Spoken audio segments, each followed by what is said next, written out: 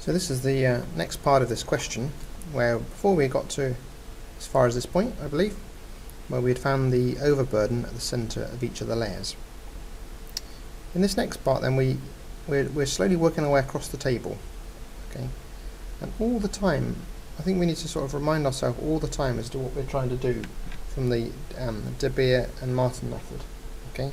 And if I try to explain a little bit what's going on here, is that the total immediate settlement rho I is equal to H over CS times the natural log of PO2 plus sigma Z PO2. That's trying to head to. Okay, and to get there we've got to go through quite a convoluted route to look at each of the layers. And what's confusing about this question, I believe, is just the symbology that's used. Where H is the thickness of each layer. Okay, which in our question here in Smith that is called DZ. Which makes it confusing. That's DZ. CS, okay, as we're going to find in a moment, CS, we're told from the De Beer-Martin method, is equal to 1.5, sorry, that should be a C, CR, over O1.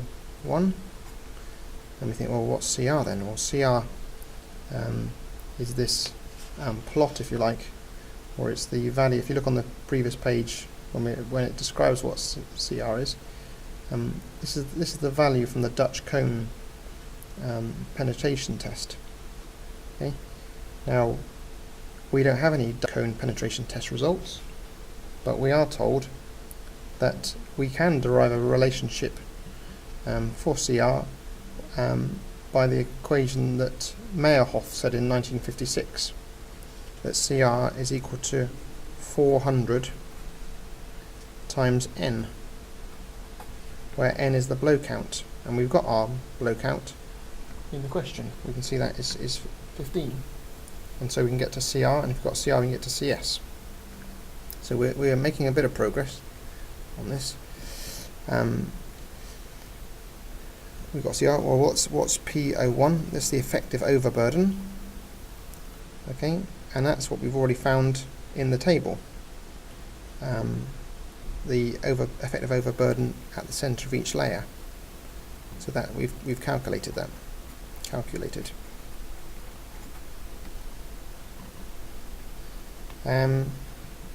So we're making a bit of a.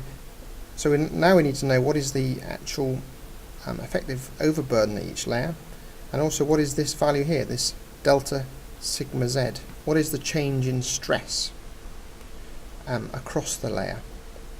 And this is where this whole next part of our table kicks in, really. This whole piece over here. To basically trying to get to what is your change in stress in the layer. And this, you might remember from beforehand, comes from a bit of a calculation where we appreciate that the stress in the layer, or the change in stress, will very much depend on how deep you are and how far from the centre you are. And so this is based on the work of Fadum, the Fadum charts, if you remember, where we looked at how stress varies, and that sort of all features in how the calculation works through. For the particular layer, you look at the width of the foundation, okay, you look at the ratio of width over depth, the length of the foundation over depth, and using figure 4.6, which is the sort of Fadum chart, come up with your influence factor, and then that gives you the change in stress under one corner of foundation, and you bring those four corners together and to get your influence factor, and your influence factor multiplied by your stress will give you your change in stress. So we'll stop there. and then the next part we'll look at in the next question, or the next part of the film.